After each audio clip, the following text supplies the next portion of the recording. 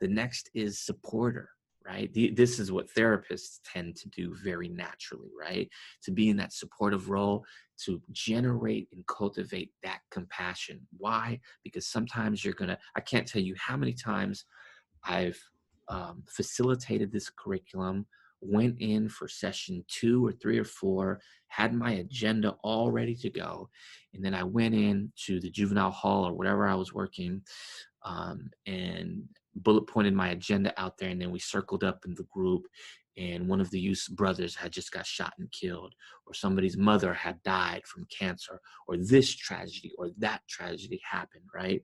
When something like that happens right in front of you, we absolutely do not want to be like, hey, I'm really sorry for your loss, but let's move on with this curriculum, right? Remember, the curriculum comes through you. It's really important to meet people where they're at. So we want to get in that supportive role sometimes, right?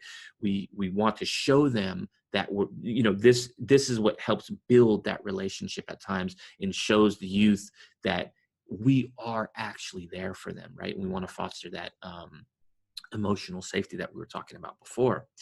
So that's a primary skill, is being present and being compassionate. Think about just a few experiences, a few memories you've had where you've been in that role. Are you very comfortable in that role? Does it make you uncomfortable? Are you good at it? Just think about that for a few moments. Next is the namesake, the facilitator. The facilitator is very, very important for this curriculum, if not the most important skill in this curriculum. And the skill that we're flexing when we're facilitating is we're drawing out, right? We're drawing out of the youth. One of the most basic things, both in individuals, but more so in group context, especially with adolescents, is this may be their first group they've been in, let alone first mindfulness practice they're ever trying, right? Or they may be somewhat familiar with it, but they may be a little bit guarded, right? How do you build group cohesiveness?